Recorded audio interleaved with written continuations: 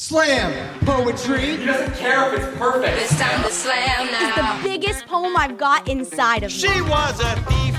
You got To love means to love a haunted house. yelling, angry. Blood-black nothingness began to spin. Specific point of view on To things. this day, I hate pork chops.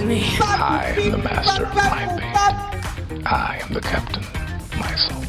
The time is now, the place is here, the host is me. Welcome to I Think Therefore I Slam. I'm your host, Andrew. A very exciting episode for you today because we're going to dive into another origin story. We're very used to hearing origin stories on the show, but this origin story is actually one that kind of intersects with my own origin story in spoken word and the origin story of this podcast as well. But I thought I needed someone to do like a really good Star Wars like intro to take us back to the beginning of the story. Take it away, former South African President Jacob Zuma. In the beginning, in the beginning,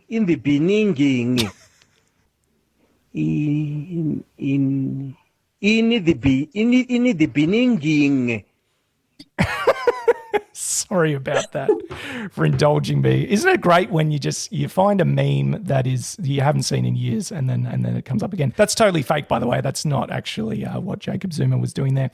Anyway, moving on. We are going back to the beginning. My guest today, you've already heard from her brother all the way back in episode 2. So we're going to see the flip side of so many of the great stories that Jude shared, but also some stories of her own. My good friend, Jessie Chrisan, how are you doing? Hey, I'm doing well. That's great. I'm so thrilled that after I finished up with Jude, I think we both were probably pestering you to be like, hey, you coming on? It's a joy. Thanks for having me. Oh, you're welcome.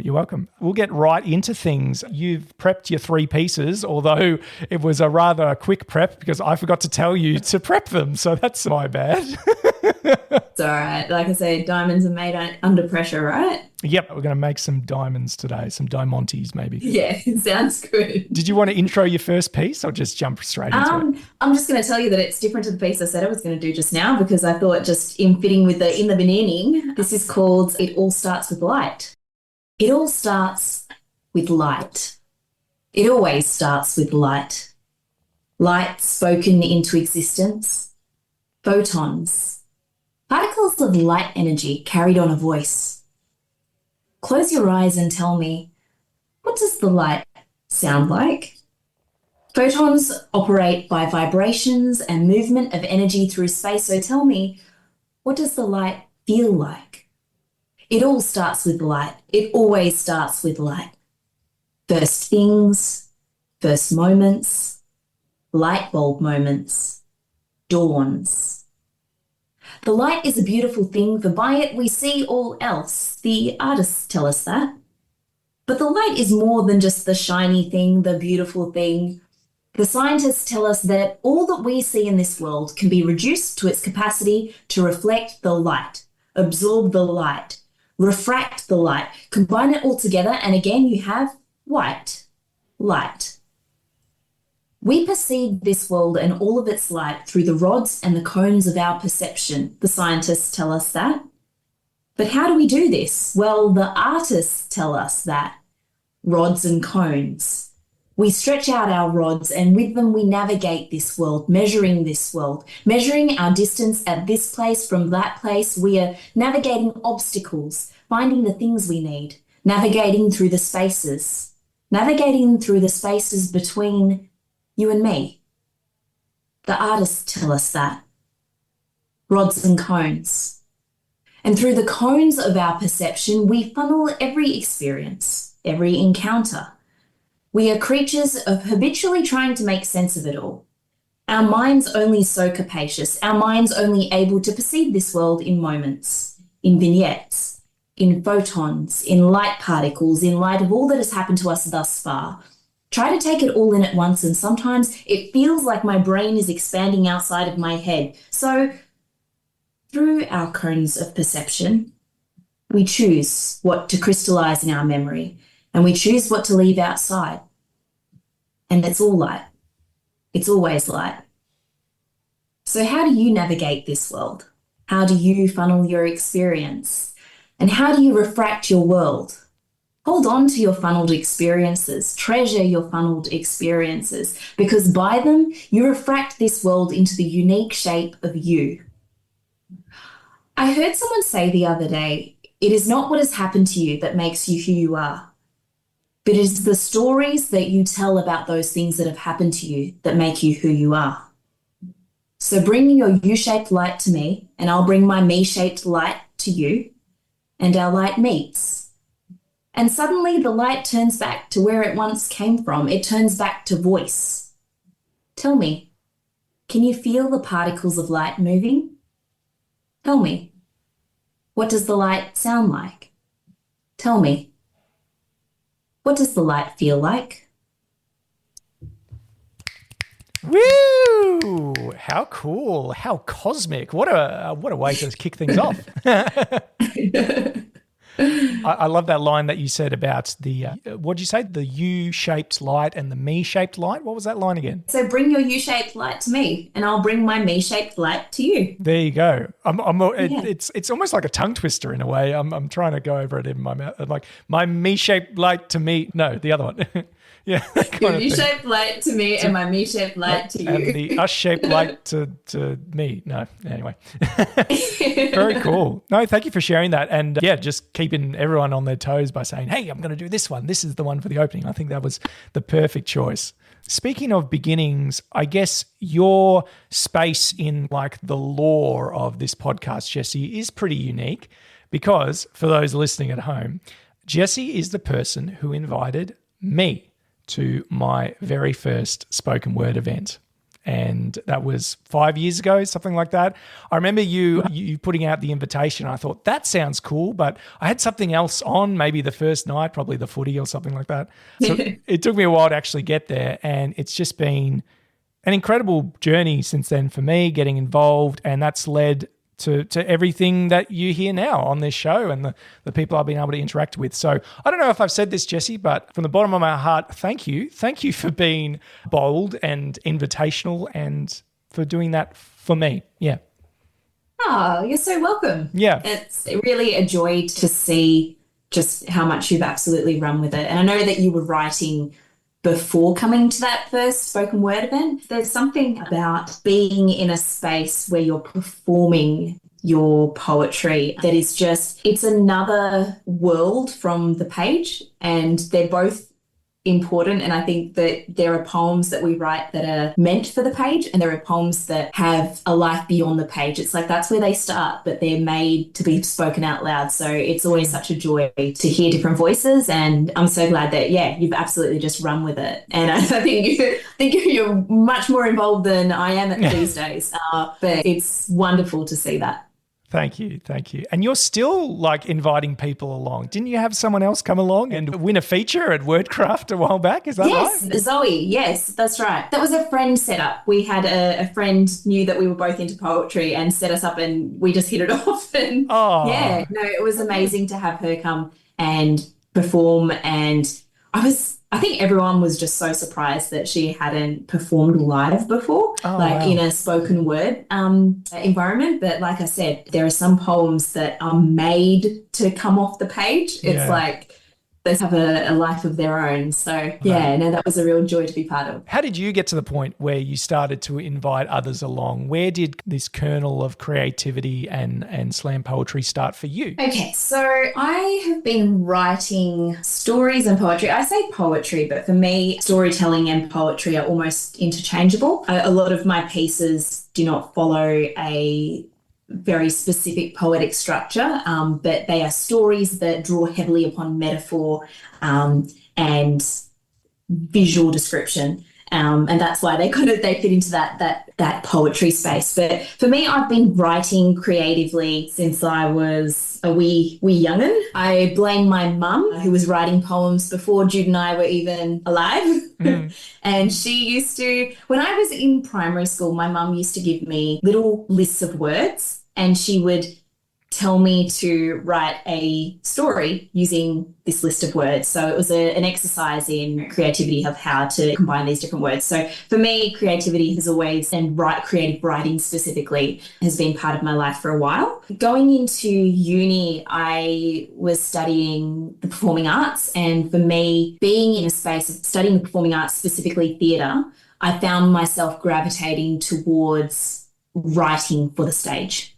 So in my uni course, we were writing the theatre, we were writing our own devised performances. And I found myself, drawn to writing creatively in a way that was meant to be performed. And so I don't think I even knew that what slam poetry was at the time, but I started to notice like videos on button poetry on YouTube. And I remember seeing that and just thinking, oh, that's amazing. Like, I think I may have already been doing that informally, like at uni, without realizing that's like it was a whole thing. I didn't know that there was like a poetry scene in Melbourne.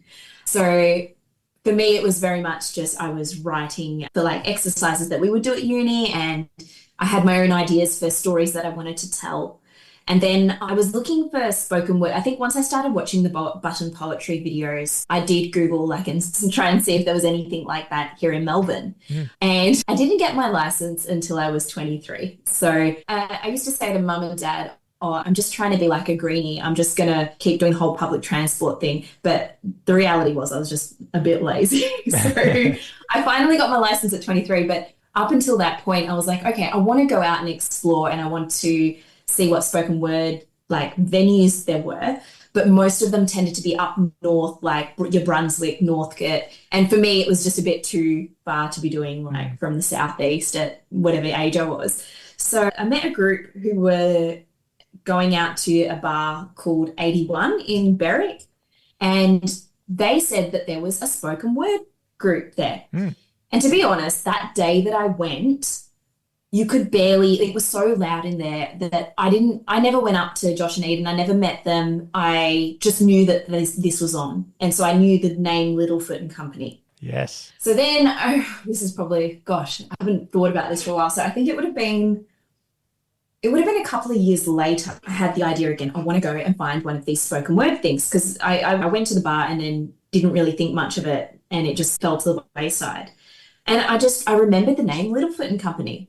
First, so this would have been 2017, and it would have been towards the end of the year. I Googled Littlefoot, I don't know, I found their Facebook group or something, and it was the second time that they were running their spoken word event at Bunjil Place. So that was when they just moved to the studio there. And I went along and I had a poem that I wanted to share, and it was just a really special time. I remember I wrote on a physical notebook, and because I just felt like it would be a little bit more artistic to read off a physical notebook rather than a sheet of paper. Sure. And I just remember that everyone kept going to applaud as I went to turn the page, because it took that pause for me to turn the page. But they were just so beautiful and supportive. And so that was 2017. And here's that little other side to the story. Jude, my younger brother, would have been, I'm going to say 13, 14 at the time. And he came along. So I wanted to go and perform one of my pieces. And I had the family with me. So mum, dad. This was 6 months after our other brother had passed away. And I mentioned that because my brother Joel has had a huge influence on what storytelling means to me. So it was a really special opportunity to share my poetry in that way. And Jude was sitting in the audience and was so inspired by how supportive everyone was. Josh and Eden were particularly just supportive of first-time poets or first-time live poets. And I guess at that age, when you're at that age, you have less inhibition and you take people at what they're saying. And he saw how supportive they were being. And so he felt so supported that he wrote a piece whilst listening to the other poets and got up and performed it. And he has absolutely run with it since then. He's getting around to a lot of the events these days, and it's funny to look back and see where it all started. Yeah. Oh, so good. So someone might be listening at home thinking, I keep hearing about this Littlefoot and Company. I think it's been part of the conversation for the last 4 episodes or something. So hopefully we're getting the message across that it is just a really special space and a really special event in the Southeast. So we're not afraid of pumping up the tyres of Littlefoot and Company, considering it was my first kind of home ground. So let's go down that a little bit more, just for old time's sake. Well, what do you love about Littlefoot and Company and what they do?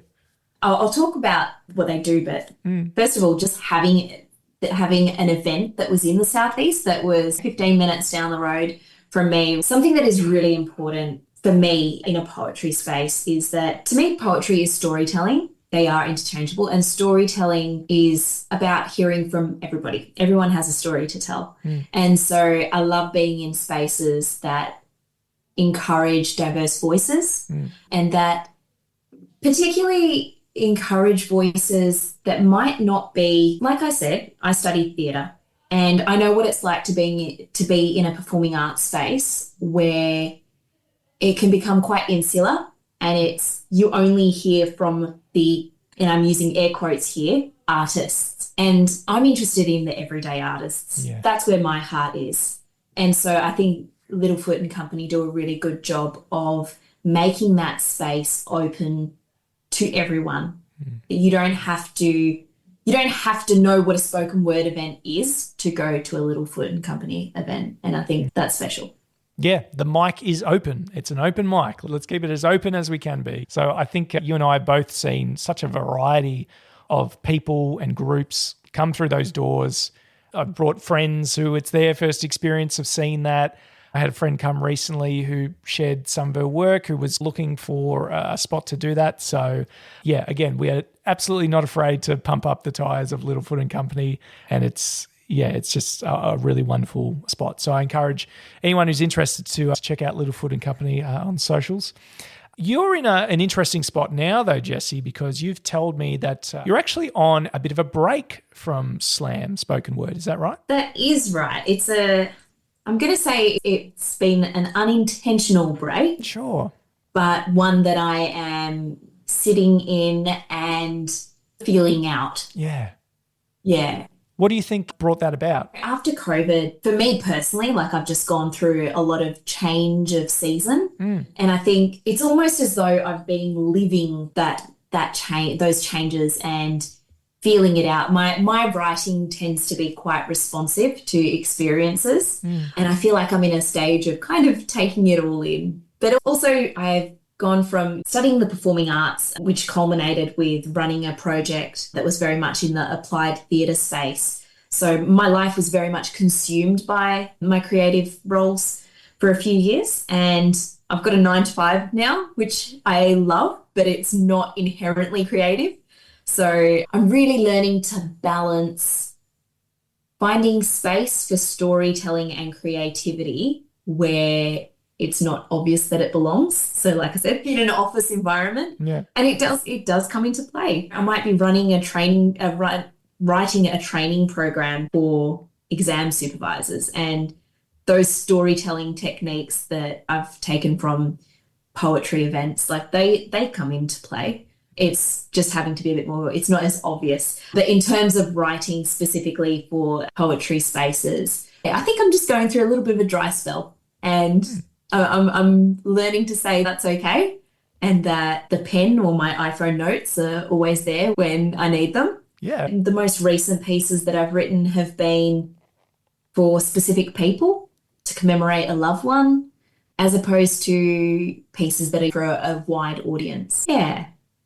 And you said you feel like you've come to a point of accepting that it is okay. And yeah, I totally echo that. It's absolutely fine. Just because you had so much experience and such a depth of joy in one creative expression doesn't mean that it has to be that way forever.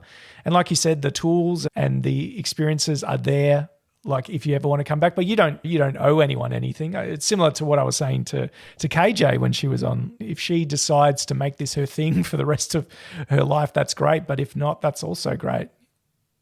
I think it's also something that I've become aware of in the kind of rest time has been that for a long time, a lot of my writing and performance work was very much community driven. That is where my heart lies, with writing and sharing stories that are responsive to conversations with community groups. For me, that is what applied theatre largely involves. And part of that is that I get a sense of fulfillment from the work, and it's a shared experience. So it's not just me writing for the page and performing. That is one part of what I do, and that is something that I like to, it's a form of expression, but part of what I like to do is to work with a group and listen to their stories and perform them back to the group. That's something that I've done in the past. But I think that when so much of your work is of that nature, you can also put a lot of pressure on yourself. Totally. You have to be doing this big thing with your work. Yeah, like you're the conduit for all these other stories and experiences, and it is a lot of responsibility. That's it. And it really shouldn't be that way. It should just be about listening to others. So I guess I'm trying to listen in more on, right now, those personal pieces, the pieces that just come from me having an experience and writing about it. And that's been, those have been some of my favourite pieces as well. I think something else that I was really drawn to sort of during my exploration of applied theatre was the power that storytelling has for us as individuals. Yeah. And so that's something that I know right now I'm going through a lot of experiences just living out my day-to-day life, but I do want to get to a point where I come back and write about that, because there is a transformative aspect of writing our stories, whether they're actually just writing out the facts of what has happened to us, or whether it's more of a poetic response to what has happened to us. But there is something in that it changes the way that we then live out our futures, because we dictate what our future is. And so poetry can have that as well. Do you think with story and with the elements of story, it's almost like they're baked into the world? Like we understand and we value stories and we communicate so much in stories because we understand it. We each find ourselves in the middle of one. When we talk about setting, we know what that is. When we talk about character, we know what that is. We know what it's like to be in our skin and to be surrounded by other characters, I suppose. Absolutely. Conflict as well. No one's got a perfect life. Everyone experiences conflict, yeah. That's it. And I think there's something in being able to, so I think one of the most, I would say, significant piece that I wrote, and I say significant not because it was necessarily significant to the audience, but for me, was a piece that I called Graduation Speech. And it's a piece that I performed back in 2017 with my brother Joel. You'll hear Jude perform at spoken word events, you'll hear me, but we have a middle brother, and Joel was nonverbal. I think he taught me a lot about storytelling in a way that I think it has an influence on my writing nowadays. Yeah. So the graduation speech was a telling of Joel's story and my family's story that I performed with Joel back in 2017. And it was very much about making sense of our given circumstances and what life had offered us, and choosing how we are going to frame that story.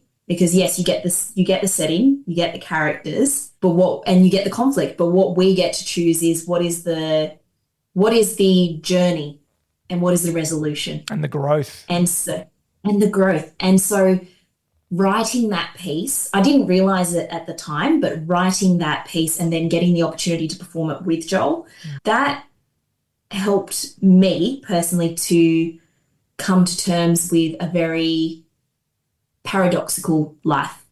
Yeah. And my brother, so Joel actually passed away, would have been 8 weeks after we performed that piece.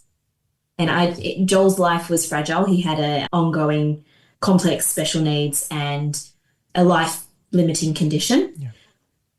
But there was so much more to his life than just that. And we knew that his life was fragile, but having the opportunity to tell his story and then not knowing that his time on earth was quite short in between, it's like it permanently imprinted on me the power of having an opportunity to share a story like that. And now it's coming up to 7 years since Jolie passed, and I know that having that opportunity to share his story has permanently changed the way that I deal with grief.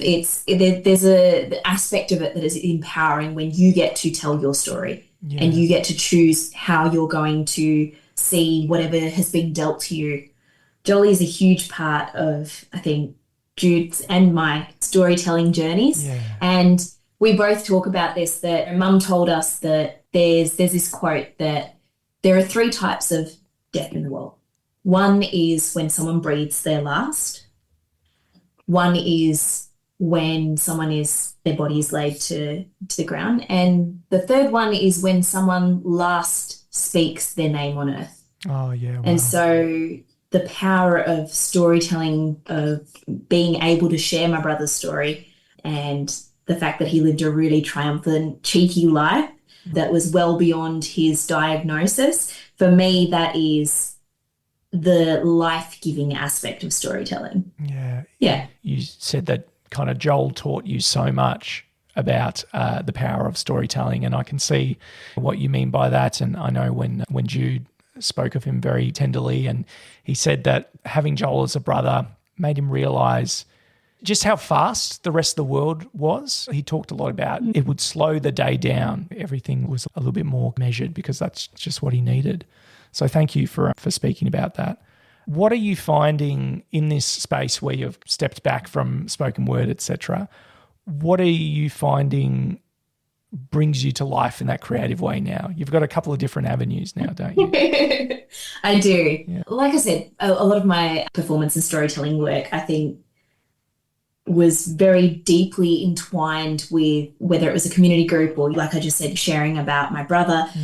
Very big kind of subjects. And I think having creative outlets that are also just a little bit light. In the last couple of years, I've really gotten into my salsa dancing. Hey. And it was, post-COVID, I was like, all right, we got to get out there. I want to meet some people and the whole lot. So salsa is just such a beautiful creative expression. It's creative, it's social, it's exercise, it's all the above. And there's something about, I think, when you're someone who's, for me, words have been my go-to creative expression. Yeah. And when you are so used to relying on your words, it's so nice to just shut up and dance, expressing through your movement rather than trying to rationalize everything. Because your body moves before you have time to think about where your foot's going. It's very much, just a very freeing and just soul sun-drenching kind of experience. Yep. Yeah, and I think it took me a second. I think when I first got into it, I was like, but I'm not writing enough poetry. I'm going to all these salsa events and I'm not writing. I then had this realization that it's okay. You don't have to be doing something that's going to advocate for world peace or whatever you're trying to do. You can just go out and have a dance and that be something that brings a smile to my face and it brings a smile to someone else's face, and that's enough. Creativity doesn't, it's you don't want to squelch your own creativity by just putting too much pressure on it. Yeah, too many conditions. And I think dancing is, it's very raw and unedited, which can make it quite different from poetry, where maybe you're spending ages looking for the right word or syntax or whatever you're doing. So it's a whole different muscle group and a different area of the brain and everything. So are you in the advanced class now? Are you working your way up? I got up to level 3, and then I think I've got to a point where I'm I want to go out social dancing more, because I find when you're in classes where they teach you different techniques, whether it's your basic, intermediate, advanced, for me, the joy is in finding ways to express yourself more. And I found that in the more advanced classes for the school where I was going to, it is very much focused on technique, which is important. It's absolutely important. But what I want to learn is there's this thing in salsa called a shine. And it's when you step away from your partner and you do your own little thing. Yes. And I find that really hard, because I do like the structure of dancing with a partner. It's especially if you're a follow, a lady is generally a follow. That's just generally how a lot of the classes are set up. And if you're a follow, it's nice because you've got someone else who's leading the thing. So I guess for me, social dancing, I want to learn how to tap into what I'm feeling in the moment and express that. Good. Yeah. So, yeah. I told you that I have exactly one salsa class worth of experience, and I was stunned by the amount of names for everything. You just reminded me of the Shine. That's why I was like, oh yeah, I remember that. But also there's La Cucaracha and Delicacy and Delicano.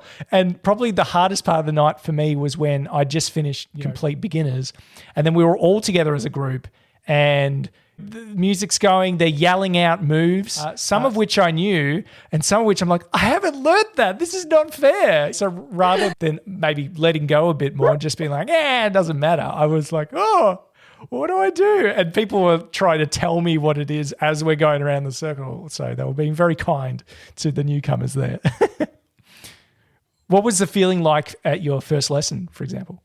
It was very nerve-wracking because I went by myself. Everyone partnered off in the beginners class and I just happened to be the last person picked. And I'd gone by myself because I thought my friend went to this class, but she didn't. I was like, I'm going to go anyway. So it was a little bit nerve-wracking, but then I found that everyone was just super lovely and just keen. Everyone was in the same boat. So we were all in the beginners class and we were all trying to get our head around how to do a basic turn. And it was... yeah, I very quickly connected with a lot of the people at the dance school, and that's been really lovely. Some really close friendships that have come out of that. Very good. So, you're just doing the life thing, and spoken word will always be here for you if you decide to come back. We're going to dive back into some of your work for a little bit. So you've got another piece for us? I think given that I've just talked about having a bit of a break, Still Here is very much a piece about being like, where am I? And I need to figure everything out, but then also chill out. So maybe we'll go with that one. I meander down the neural pathway of a memory. I'm playing a game of balance beam along the way. Arms outstretched to keep me steady, one foot in front of the other, reminiscing this familiar path. I am still here. You're still here? So I bump into my younger self. She's young and direct and expects some kind of wisdom from me. But I'm unprepared, caught off guard. Unsteadied by her candour, I look back down at my feet and they no longer meander, but falter. I mean, I am still here. And just for a moment, I surrender my serenity, my stability, to every insecure thought, questioning, why is it that I haven't yet achieved A, B, and C? And when will I find Mr. XY? And when I open my mouth to speak, do I have anything to offer Gen Z? Will the future generations still hear me? And then I look back at this younger iteration of me, and now the expectation in her face sobers me. I correct my footing, remind myself of who I am and from where I have come. You see, there's a lot of things I still have to learn. But one thing I do know is how to play balance beam. Experience has forged my agility. I've fallen down, gotten back up, and learned to fall with lesser impact. I am still here, I tell my younger self. I speak to her assertively, but gently, remind myself that she is not judging me, and nor will I judge her for the things she is yet to discover. Instead, I beckon her curiosity. I am still here. Can I show you something? She stares out across this path she has long imagined, but not yet journeyed. It's a path I have not only journeyed, but now know better than the back of my hand. I take her by the hand and together we embark. As we do, I notice that she often looks off into the distance, wistfully. It's like she's expectant for someone or something.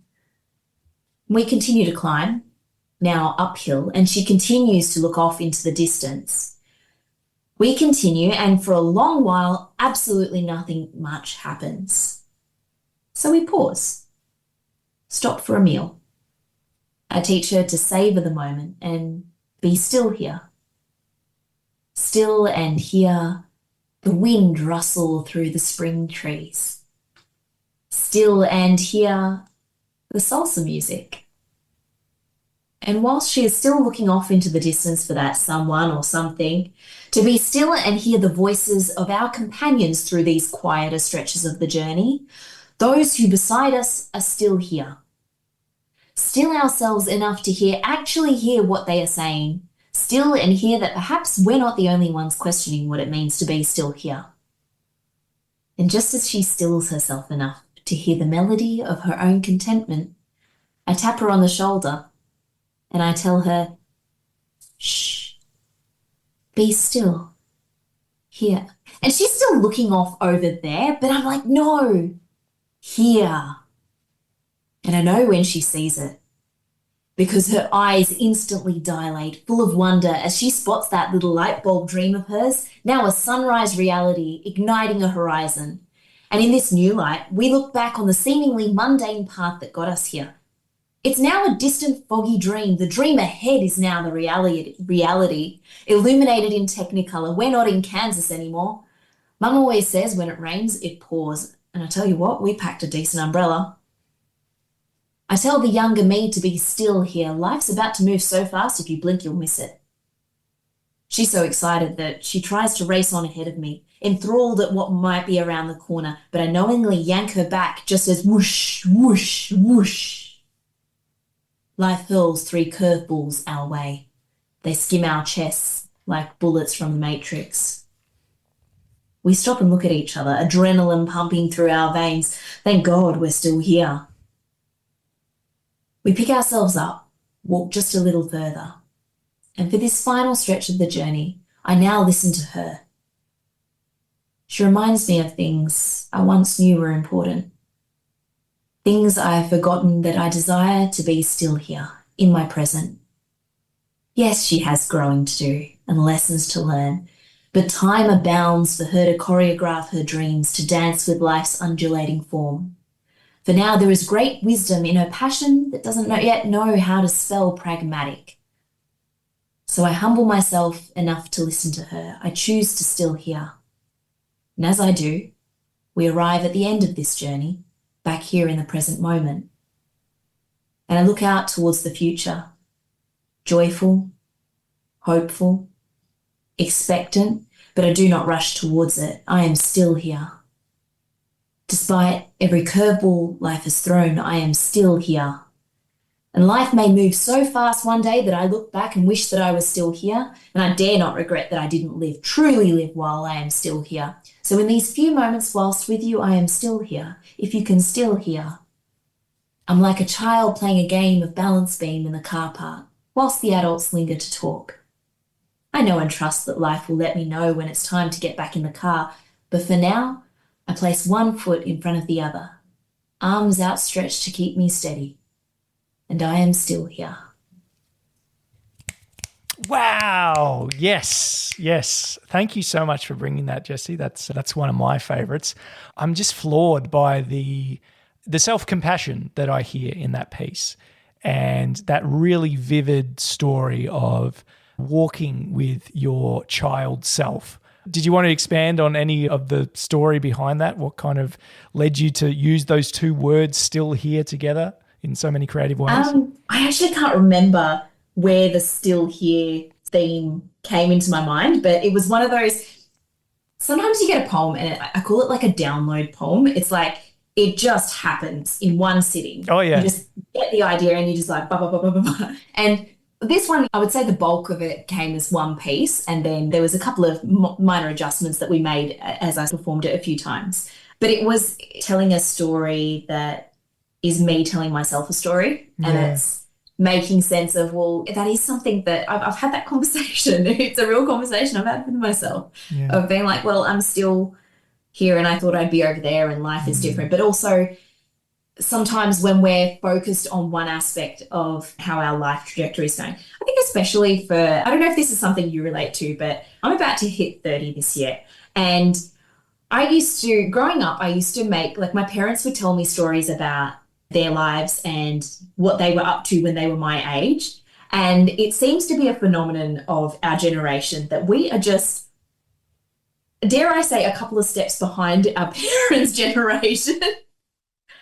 And so I look at, 30, my mum had 2 kids, married and 2 kids. Yep. And I'm like, I can barely look after my dog myself. And it's like just coming to terms with, this is my journey. And whilst we can be so focused on, it really does take, just that self-compassion to realize the journey you're on and make the most of it, because you only get this one life. And it's like, before the time is gone, you've got different responsibilities. And that's why I guess I address that in this poem, is that I know that everything will happen in its right timing. Yeah. And so I'd actually rather not rush ahead. Right now, I don't have kids. I don't have that responsibility. But I'm not going to rush towards that.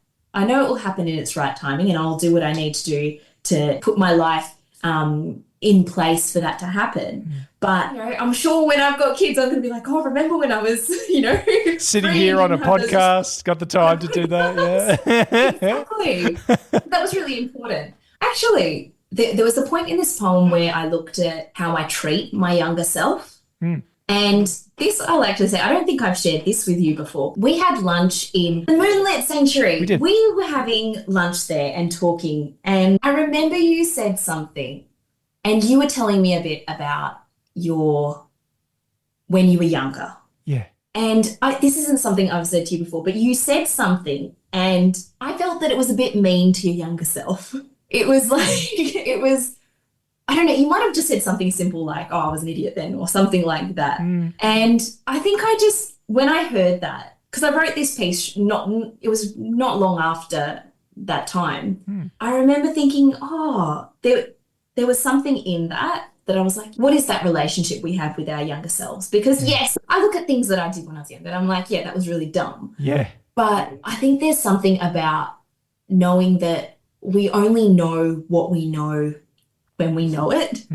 And so if we were talking to a child or someone who was the same age as ourselves now, I dare say that we talk to them with a lot more compassion than we give ourselves. Yeah. Sometimes when you write a poem, you've got these kind of blends of ideas and experiences that are just in the blender that is our brains. I credit that with the aspect of this poem, which of saying that I'm going to speak to my younger self assertively because I know things now, but not judgmentally. Yeah. Because there's things that she's going to know later down the track. Yes. And for now, we just deal with that openness, that curiosity, that Jude that is sitting in the audience and just hears everyone and writes a poem on the spot because there isn't that inhibition. Yeah. Wow. Thank you for sharing that. Yeah. Whatever that comment was that I made, it might have just been an off the hand comment, but no, I think when I'm my best self, I will do my best to not make comments about that because I think our younger selves are really important to be compassionate towards.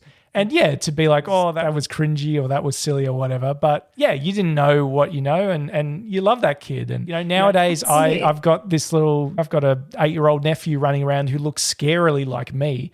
And so it's just a good visual reference, I suppose, when I think about that sort of younger version. So, By the way, when you were talking about generational differences or let's just call it the feeling like you're behind, absolutely relate to that. I'd be surprised if there's anyone listening who doesn't, partly because I think we are just seeing such a big generational divide in expectations and what is realistic because of things outside of our control. But that does hurt in a way because you go, well, you're looking at your role models or whatever and what seemed to be normal and you go, that is not me. That's what's up with that.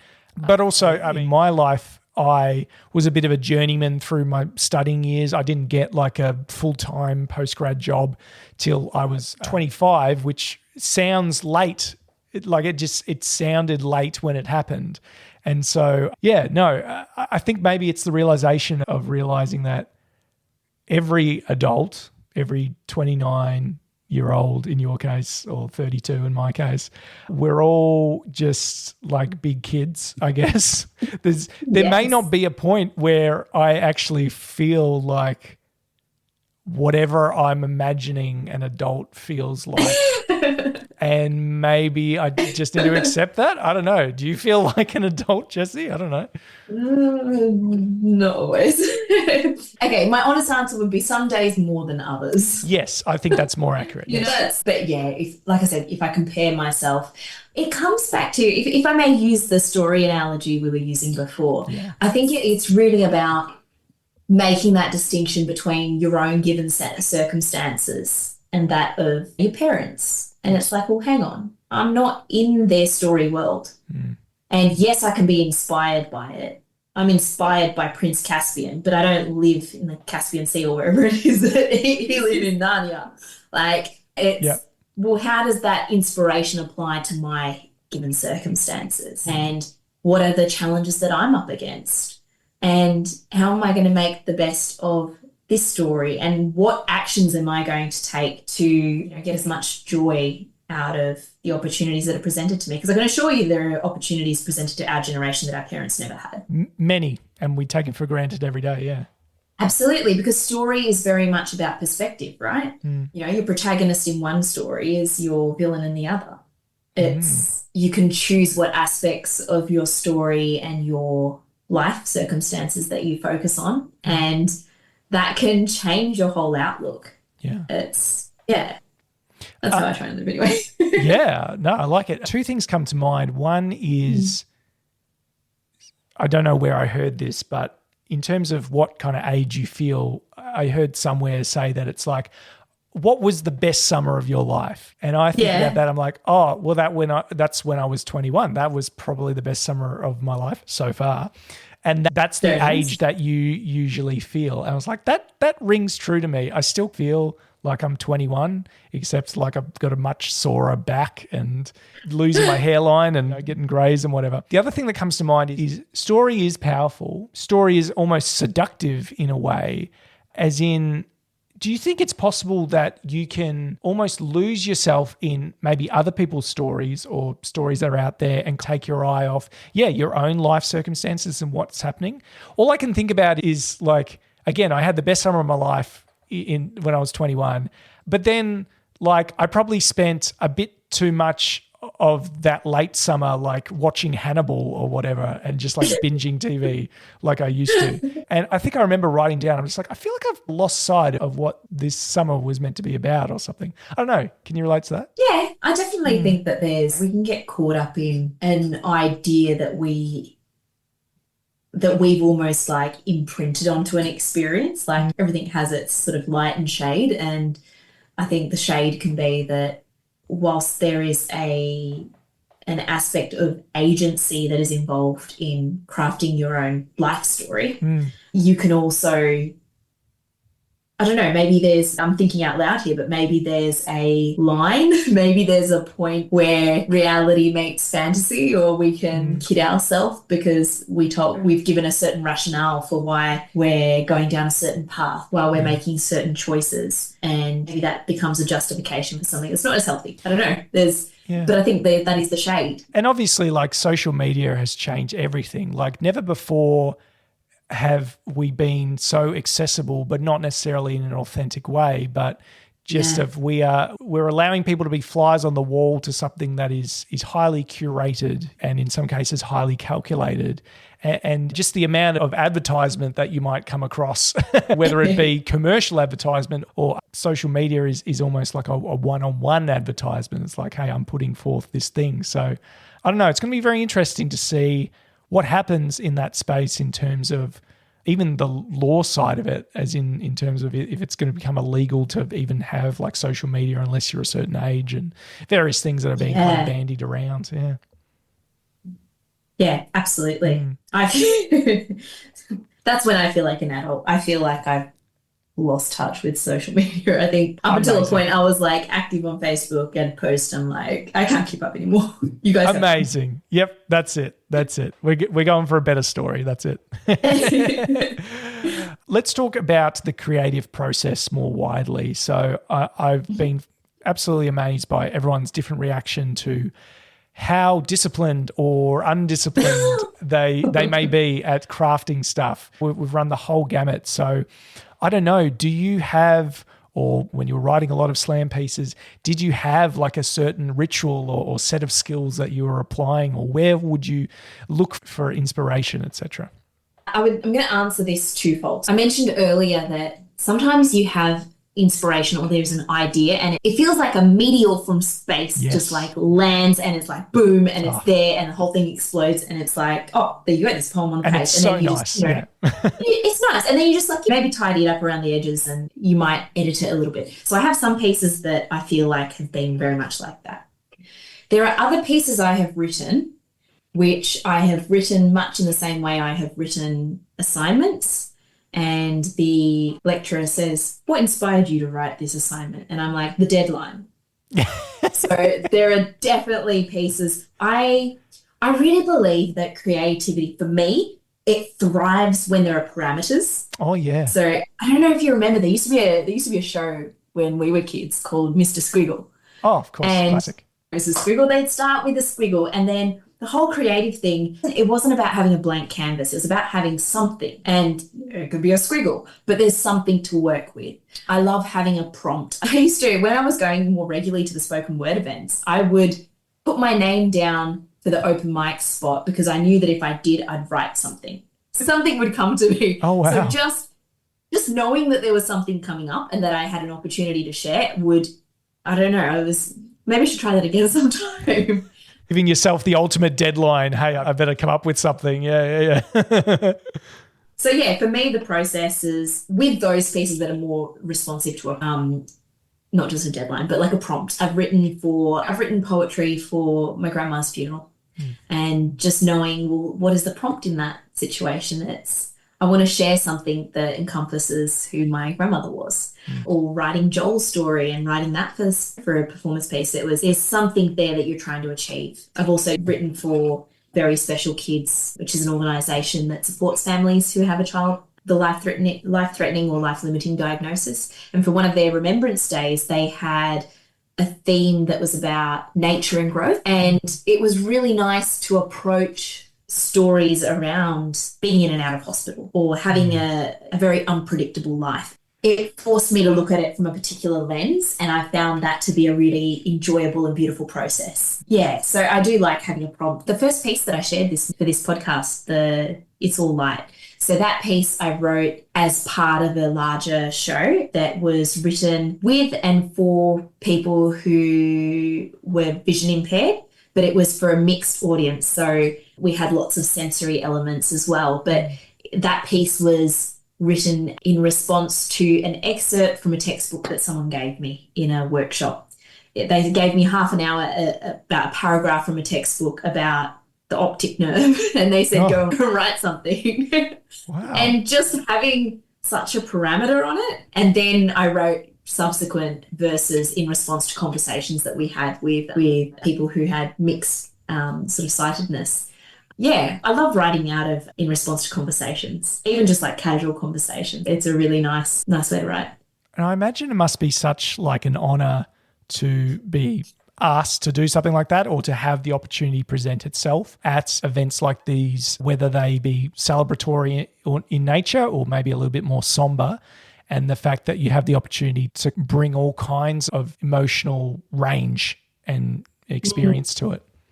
Absolutely. Yeah, it is something that can be like almost weighty at times. Yeah. But then also just, I think, like I said, I've echoed this throughout our conversation, but just not taking yourself too seriously, I think, has been really, really good. And then going into spaces where you're dealing with sort of heavy content sometimes, and realizing that no one's taking themselves too seriously, and being able to balance being playful in situations, I think, is something that poetry is a beautiful avenue for doing that. And there's something, dare I say, healing about being able to be playful in serious situations. In answer to your question, am I an adult? Absolutely not.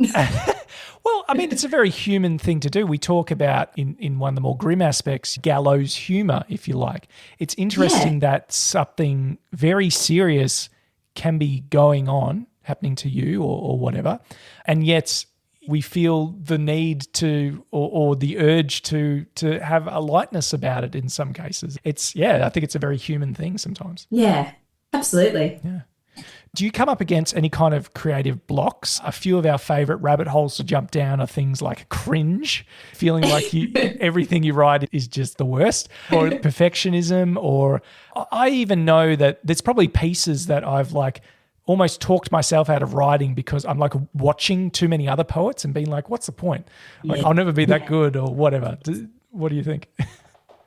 Yeah, cringe thing especially. I've looked back at pieces that I've written and caught that cringe coming up. And that's when I can try really hard to tap into that, There was a reason I wrote this at the time, and that is okay. And sometimes I find when I go past that, I go, actually, I like it. And you do a bit of 180. I think for me, juggling the whole being in a 9 to 5 that's not inherently creative, I love my job. I love my team. When I finish work, I'm not thinking about work, but I do find that my energy level to sit down, and I think just when you like being at a desk job and then going to what are you going to do? Sit? Unless I guess you can write on paper. For me, I tend to write digitally because I get more out quickly.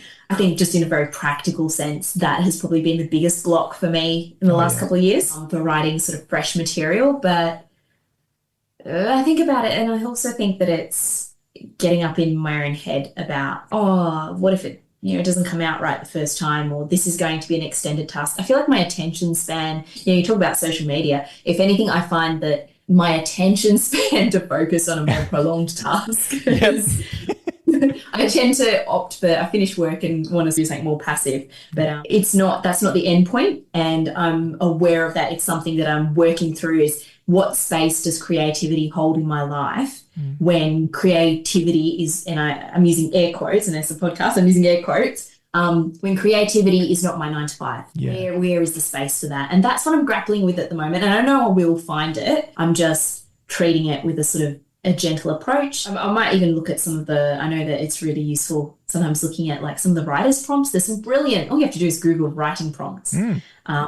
And I remember one of my lecturers, who is a spoken word poet in his own right, Dr. Felix Nobis, he told me that some of his favourite stories and performance pieces are when you take a single moment and you unpack it and you just let the piece flow from there. And I think for me that is quite similar. I do really enjoy those pieces. Poetry lends this opportunity to unpack what we might otherwise overlook in life. So that in itself can be a prompt. It's just unpacking, making your breakfast in the morning. It can start with the simple things. Yeah. A couple of thoughts come to mind. One is you mentioned desk job, I'm in that zone as well. And the fact that so much of writing is taking on that same kind of posture.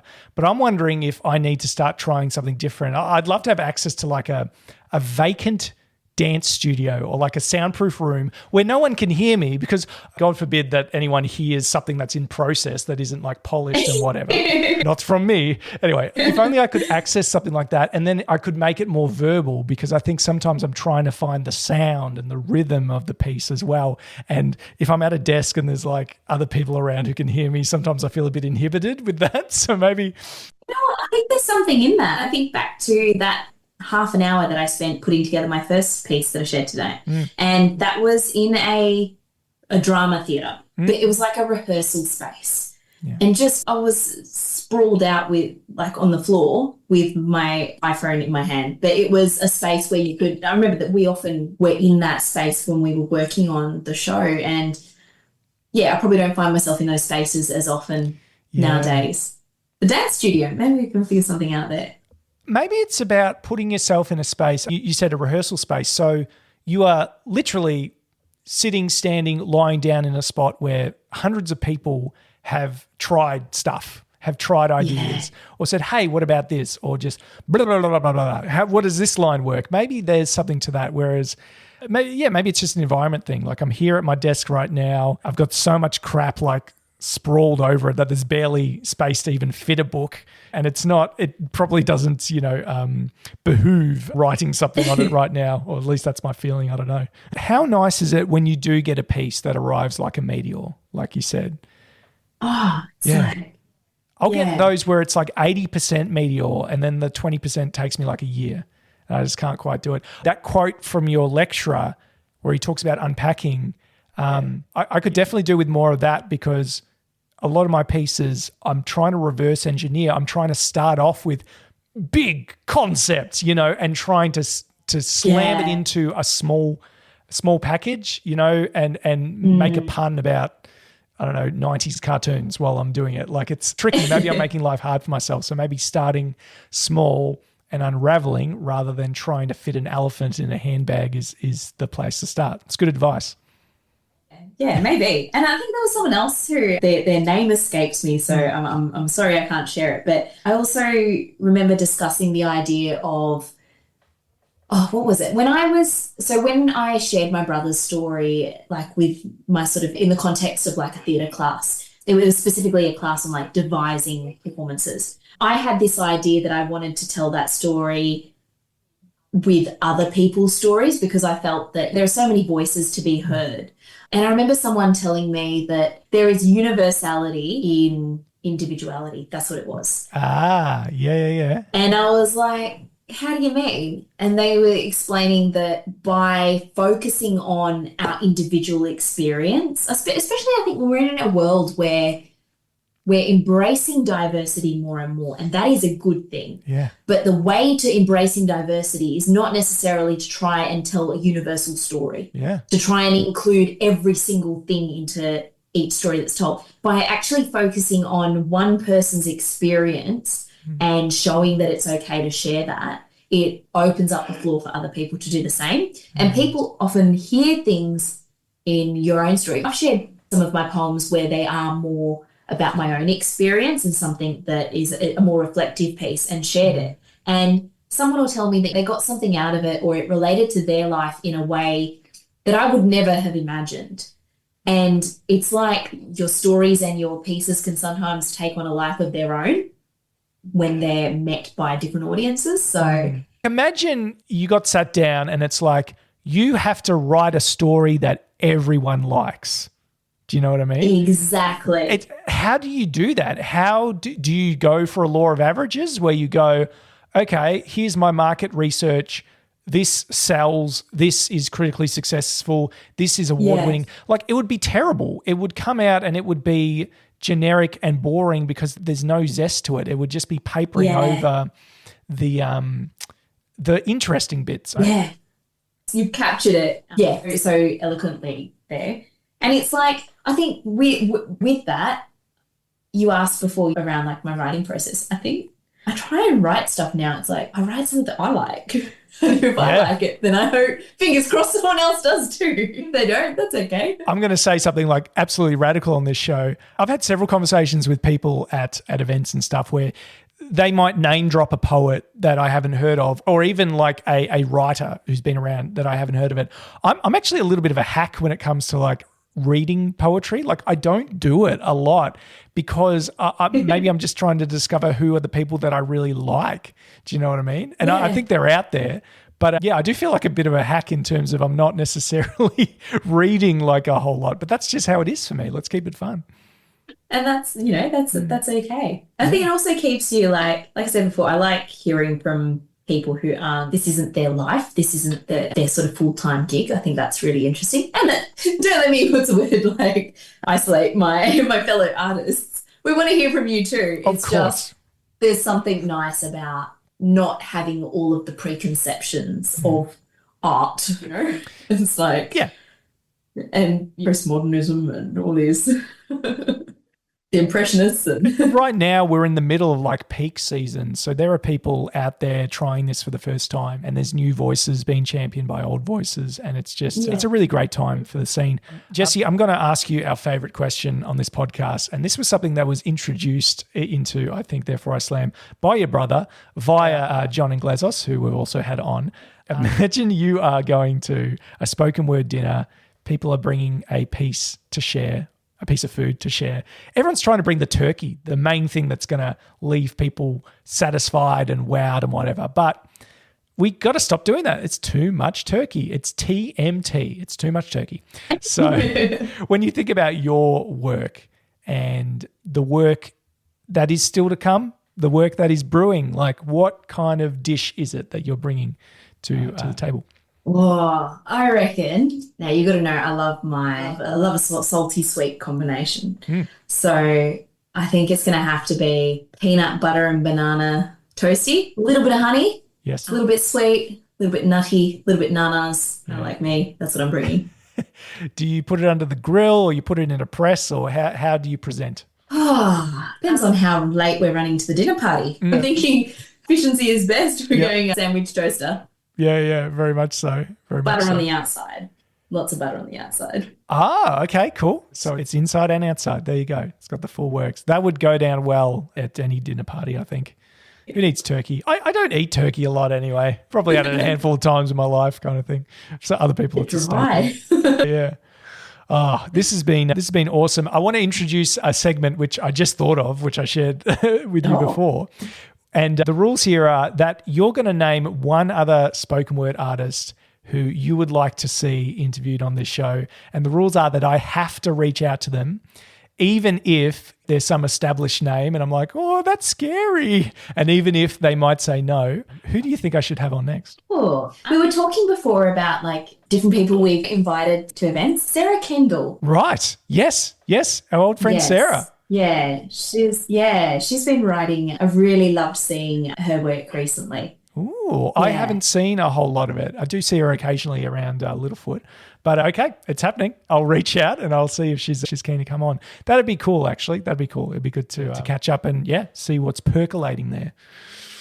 Beautiful. So looking forward, Jessie, what's next for you? Do you see yourself staying in this space where you're trying out some different creative things?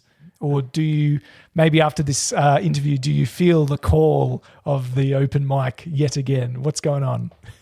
Yeah, I do. And I think it's been that thing of like, I've been wanting to come in with something fresh. Yeah. So I think this conversation has been beautiful to verbalize some of the journey. So I hope to be popping my head up around the Melbourne scene, and maybe I'll go make a banana peanut butter toasty and sit down with my iPhone notes and see what comes out. You can stop your piece midway through and do a shine or something. Something like that. Love it. Jessie, this has been awesome. Before you share your third and final piece, is there anywhere, if people want to find out more about you or maybe even see some of your work, if it's out there, where should they drop by? Do you have a digital presence at the moment? I do not have a very great digital presence. As I said, I've fallen off the social media wheel, but can absolutely see me around. I'm sure I'll pop my head around the Melbourne spoken word spaces. So yeah. Beautiful. Yeah. So it's going to be organic. It's going to be grassroots. It's going to be, you had to be there.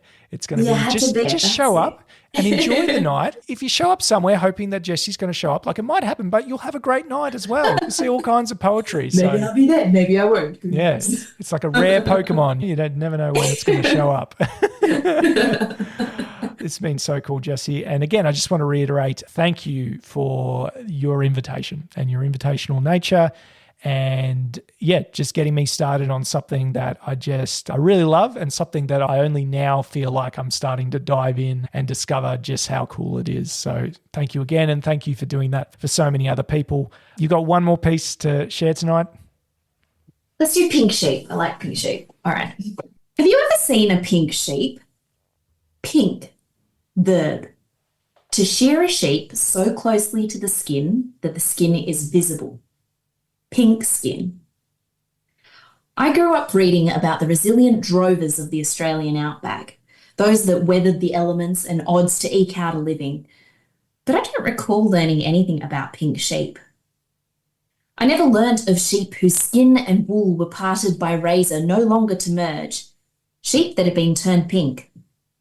Every piece of excess comfort stripped from their existence, exposing them to the elements, and sometimes I feel like life has pinked me. But this is a survival story. And if there's one thing I've learned since turning pink, it's that I can survive without all of that stuff. My survival was never dependent on comfort. Not saying it ain't hard, but when life pinked me, took away every excess comfort, I embraced my lightened loads. I am a pink sheep lying down in green pastures. Even though I walk through the sunless valley of the shadow of death, I fear no evil. I died 4 times. 1 in 50 people survive a brain hemorrhage. 1 in 20 survive a stroke. I survived both. And all I saw was pink. This is a survival story. And when you're fighting tooth and nail to get going again, teeth clenched, nails bitten to the pink, when you're fighting battles you never thought you'd have to fight, it really helps to hear other people's survival stories. When life told me I was to forever dwell in the realm known as borrowed time, I stole time out of life's forbidden cookie jar. I looked life squarely in the face and blew a raspberry. And life's cookies were full of raspberries, pink raspberries. My survival is pink. I wore a pink stole on my graduation day. Pink is such a calm, gentle colour. Pink is paradoxical given the blood, sweat, tears and every other icky thing that went into the past however many years, but as with all paradoxes, look a little closer and the paradox unravels.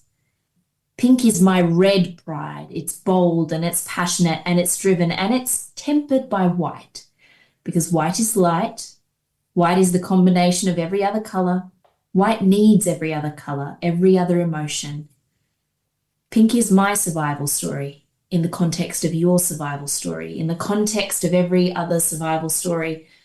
And so I guess we're all just a bunch of pink sheep.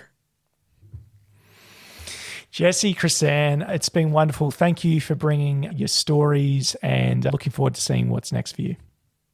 Thank you. It's been a pleasure.